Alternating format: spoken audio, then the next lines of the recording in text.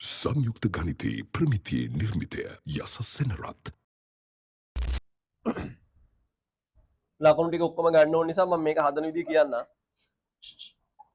A ගේ point එක දෙනවා 2.1 කියලා. පුතේ B ගේ පොයින්ට් එක දෙනවා 0.3යි කියලා. හරි. ඊට පස්සේ ගානේ කියනවා AC ට CB 2.1යි කියලා. ඒතර AC ට CB 2.1යි කොහොම මේ කෑල්ල 2යි මේ කෑල්ල 1යි. එනවා දාගන්න මේකට x bar y bar කියලා. ටක් දාලා මට කියන්න x bar. x bar හැදෙන්නේ කොහොමද? දෙවරක් x කණ්ඩායමකයේ මෙතන බිඳුවයි ධන එකවරක් 2යි. බෙදීම කීයද? මේ දෙක එකතුනේ 2 1 එකතු කරාම 3යි. එතකොට එන්නේ x bar සමානයි පුතේ 2 බෙදීම 3යි. y bar කොහොමද අපි ගන්නේ? y bar ගන්නකොට 2 වැඩි කරනවා ඍණ 3ෙන්. මේ 2 වරක් ඍණ 3යි 1 වරක් 1යි. බෙදීම 3යි. එහෙනම් y bar කියලා කියන්නේ මෙතන ඍණ 5යි මෙතන 1යි බෙදීම 3යි. එහෙනම් y bar කියලා කියන්නේ මේ සිද්ධියේදී ඍණ 4 බෙදීම 3යි. හරි. එම නිසා c කණ්ඩායම වෙනම ලියන්න. එම නිසා c කණ්ඩාංකය කීයද? 2 බෙදීම 3 දී ඍණ 4 බෙදීම 3යි. හරි. පැහැදිලිද වැඩි? මෙතන වැරදුනා? ආයිනේ. ආනේ. කලබල වෙලානේ පොඩ්ඩක්. ඍණ 5 බෙදීම 3යි. මෙතනට ඍණ 5 බෙදීම 3යි. එහෙනම් මේ පොයින්ට් එක අපි වෙනම හොයාගත්තා. හරි. ඊට පස්සේ d ලක්ෂයක් තියෙනවා a වල 3යි කියලා. ත්‍රිකෝණයක් හැදෙන විදියට තියෙනවා නම් d ලක්ෂය තියෙන්නේ කොහෙද? මේ රේඛාව මතද එකෙන් එළියද? මේකෙන් එළියදී. මේ වගේ තැනක තියෙනවා. d. දැන් මේ වර්ගඵලය ගත්තොත් මෙයාගේ වර්ගඵලය ගත්තොත් වර්ගයක කටයි කියනවා. එහෙනම් මෙයාගේ වර්ගඵලය ගන්නෙ කොහොමද? මාපාංක සීන් එකට යන්න එපා කියලා මං කිව්වා. මාපාංක සීන් එකට යන්න එපා. කොහොමද මෙයාගේ වර්ගඵලය ගන්න? මුලින්ම හොයාගන්න ඕන මොකද්ද? මේ ආධාරකයේ දිග. නැත්තම් මම ගන්නවා AC ගේ දිග. AC ගේ දිග කොහොමද ගන්නේ? AC සමානයි වර්ගමූල ඇතුලේ ACD නේ. එතකොට මෙතන කණ්ඩායමේ දාගන්න වෙනවා. සුළු කිරිලක් දෙනවා තඩි එකක් ඈ. හරි. මෙහෙන් ගන්න. හරි. බලන්න AC ගේ දිග. AC දිග. AC දිග ගන්න ගියාම වාට ලේසියෙන්ම ගන්න පුළුවන්. x කණ්ඩායමක වෙනසේ වර්ගය 2 බෙදීම 3 ඍණ 2 වර්ගය y කණ්ඩායමක වෙනසේ වර්ගය ඍණ 5 බෙදීම 3 ඍණ 1 වර්ගය. හරි. මේක සුළු කරන්න 2 ඍණ 2 බෙදීම 2 බෙදීම 3 ඍණ 2යි. ඒ කියන්නේ කීයද දෙන්නේ? මෙතන 6යි නේද එතකොට? 6 කියන්නේ ඍණ 4 බෙදීම 3 වර්ගය. මෙතන ගත්තොත් ඍණ 8යි. ඍණ 8 බෙදීම 3 වර්ගය. දැන් ඔක්කොම සුළු කරලා අන්තිම උත්තරයක් මට කියන්න. මෙතන කියන්නේ 16යි. 64යි නේ. 9. එතකොට මෙතන කියන්නේ 80යි. 80යි කියන්නේ 16 වරක් 5යි. 16 වරක් 5 කියන්නේ 4යි මූල 5යි. එහෙනම් මෙතෙන්ට එන්නේ 4යි මූල 5 බෙදීම 9යි ඒකක 3යි. හරි. 4යි මූල 5 බෙදීම 3යි ඒකක. ඒකක වලින් ගත්තොත් 4යි මූල 5 බෙදීම 3යි. දැන් ඊට පස්සේ ඔයා ගන්න ඕනේ මෙන්න මේකට ලම්බක දුර.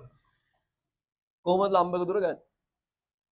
ලම්බක දුර ගන්න මෙයාගේ අනුක්‍රමණය ගන්න ඕනේ. මම නිකමට අහන්නේ. ඇයි මම AC පාදේම ආධාරක විදිහට ගත්තේ? මේක තමයි කණ්ඩායමක දෙකම ගන්න. මේක ගත්තේ නැත්තේ සිම්පල් නේ තියෙනවා. ඒතර අනුක්‍රමණයට එනවා, දිගට එනවා, ලෙඩ ගොඩක්. ඒ නිසා මම මේක දන්න නිසා තමයි මේක ගත්තේ. හරි. දැන් බලමු AC ගේ අනුක්‍රමණය. MAC. හරි. AC ගේ අනුක්‍රමණය පුතේ y කණ්ඩායමක වෙනස ඍණ 5 බෙදීම 3 ඍණ 1 බෙදීම x කණ්ඩායමක වෙනස 2 බෙදීම 3 ඍණ 2. ඔක සුළු කරන්න පුතේ ඍණ 8 බෙදීම 3 බෙදීම ඍණ 4 බෙදීම 3යි. හරි. එතකොට එන්නේ ඍණ 2යි. නෑ බොරු ධන 2යි. එන AC කියන්නේ 2යි. එන AC ගේ අනුක්‍රමණය 2යි. දැන් මම ගන්නවා AC ගේ සමීකරණය හරිද? AC එකේ සමීකරණය ගන්න පුළුවන්. ලේසි කණ්ඩාංකයක් දාගමු. y ඍණ 1 සමානයි දෙක වාරයක්. ඊටු ටික සම්පූර්ණ කර x ඍණ 2. හරි. සුළු කරමු. y ඍණ 1 සමානයි 2x ඍණ 4යි. මෙන්න සමීකරණය පුතේ 2x ඍණ y ඍණ 3 සමානයි 0. එම නිසා ලම්බ දුර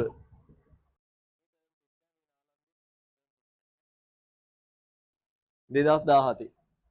හරි ලම්බ දුර සිම්පල් ඩ නේ. සිම්පල් ඩ. හරි ටක් ගාලා කියන්නේ මොකක්ද දෙන්නේ කියලා මෙන්න සමීකරණේ මතක නැද්ද? මෙහෙම තියෙනවා රේඛාව. හරිද පුතේ පොයින්ට් එක තියෙනවා මෙතන. A වල 3යි කියලා. මොකක්ද දෙන්නේ? දැන් මෙතන දෙක තියෙනවා මේ x කණ්ඩායම කිනෝට A ආදේශ කරා. එහෙනම් එන්නේ මොකද්ද? 2a ඍණ 3 ඍණ 3 මාපාංක. යට 2a වර්ගය ධන ඍණ 1 වර්ගය. එහෙනම් ලම්බ දුරට එන්නේ ඕනනම් වාට මෙතනින් දෙකක් සම්පූර්ණ එළියට ගන්න පුළුවන්. මූල 5යි. දෙකක් එළියට ගන්න පුළුවන්. මේකේ එහෙම බාධාවක් නැහැ. මාපාංක ඇතුලෙන් ධනාගයක් එළියට ගත්ත දෙකක්. මොකද මෙතනින් එන්නේ 2i ඍණ 6ක්. ඒතර සුළු කරාම දෙවාරයක් a ඍණ 3 මාපාංක. එම නිසා ත්‍රිකෝණයේ වර්ගඵලය 8යිනේ. එහෙනම් 8 හැදෙන්නේ පුතේ. භාග්‍යවරක් ආධාරකය 4යි මූල 5 බෙදීම 3 ලම්බ උස දෙවාරයක් a ඍණ 3 මාපාංකය බෙදීම මූල 5. මේක සමානයි 8යි. දැන් ඉතින් සුළු කරන්න දෙයි. මේ දෙකට මේ දෙක කැපෙනවා. හරි. මේ මූල 5 කැපෙනවා. මේ 4 මෙයත් එක්ක කැපෙනවා. මෙතෙන්ට එනවා 2ක්. බලාගෙන හිටියේ නැත්තම් මැදදී නිින්ද ගියා නම් එහෙ වැඩේ ඉවරයි. හරි. බලාගෙන ඉන්න ඕනේ. හරි. නිදා ගන්න බෑ. වැඩේ මෙහෙම තමයි. දැන් කියන්නේ ඉතුරු වෙන්නේ මොනවා හරි ඉතුරුත් වෙනවා මේක. හරි. තේරෙම කැපෙන්නෙත් නෑ නේ. ගාන හදන්න දෙපේ. මොනවද ඉතුරු වෙන්නේ? මම දන්නවා මම කියන්නේ. හරි. a ඍණ 3 මාපාංකය ඉතුරු වෙනවා. මෙතන 6ක් වෙනවා. දැන් කොහොමද හදන්නේ? හරි සන්තෝෂයි. දැන් මාපාංකයක් ඇවිල්ලා තියෙනවා. හරිද? මාපාංක සමීකරණයක් ඇවිල්ලා තියෙනවා. ඒක මම පළවෙනි වටේ නිසා ඔයාලට කියන්න මේ දෙපැත්තම දාන නිසා මේක වර්ග කරන්න. මේ 6 කොහොමද දාලානේ? මෙයක් දාලා. මේක වර්ග කරාම a වර්ගය ඍණ බොරු ලියන්න නැතුව ඇත්ත ලියන්න 6i a ධන 9 සමාන 6යි. හරි. එතන කොසුළු කරාම a වර්ගය ඍණ 6i a ධන 3 සමානයි 0.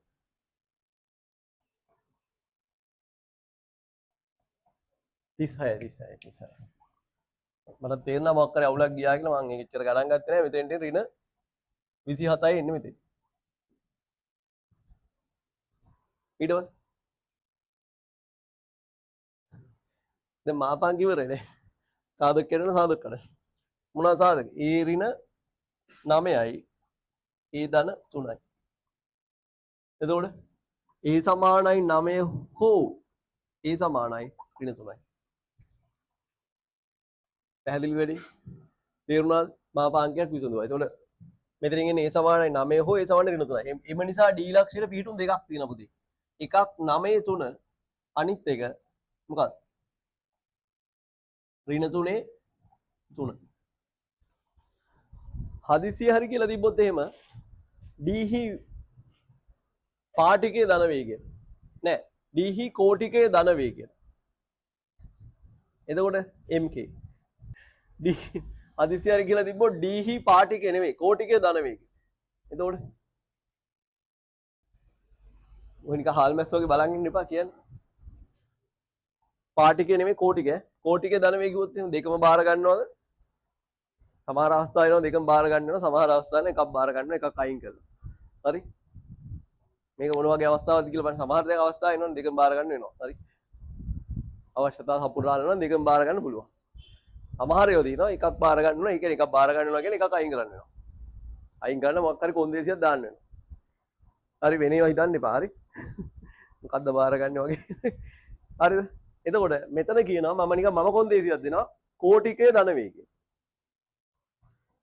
කෝටිකය කියන්නේ මොකක්ද කියනවා මුලින්ම x කණ්ඩායමකට උදව්ව දෙන්න. එක්ක x කණ්ඩායමක නැත්නම් y කණ්ඩායම. මොකද්ද ඔය කියන්නේ? y කණ්ඩායමකේ ධනවේගය කිව්වොත් d ට බාරගන්නේ මොනවාද? දෙකම බාරගන්න වෙනවා. පාටිකයේ ධනවේගය කිව්වොත් පාටිකයේ ධනවේගය කිව්වොත් පාටිකයේ ධනවේගය කිව්වොත් x කණ්ඩායමක විතරයි ධන වෙන්නේ. එහෙනම් බාරගන්න වෙන්නේ මේක විතරයි. පැහැදිලිද වැඩි? හරිනේ? නැත්තම් ගෝ D ලක්ෂය සම්පූර්ණයෙන්ම පළවෙනි වෘත්ත පාදකය තුල පිහිටයි. කොහොමද ඒක? D ලක්ෂය සපුරාම එහෙම තමයි දෙන්නේ. D ලක්ෂය සපුරාම පළමු වෘත්ත පාදකය තුල පිහිටන පරිදි සිම්පල්ලි සොයන්න. එතකොට කෝකද බාරගන්නේ? A සමානයි 9ද ඍණ 3. දැන් පළවෙනි වෘත්ත පාදකයේ පිහිටනවා කියන්නේ ඒ අර පාටිකේ දන අවස්ථාව තමයි. එතකොට ගන්නේ 9. හරිනේ? එතකොට මෙහෙම තමයි ගන්නේ. සංයුක්ත ගණිතයේ ප්‍රමිතියේ නිර්මිතය යස සෙනරත්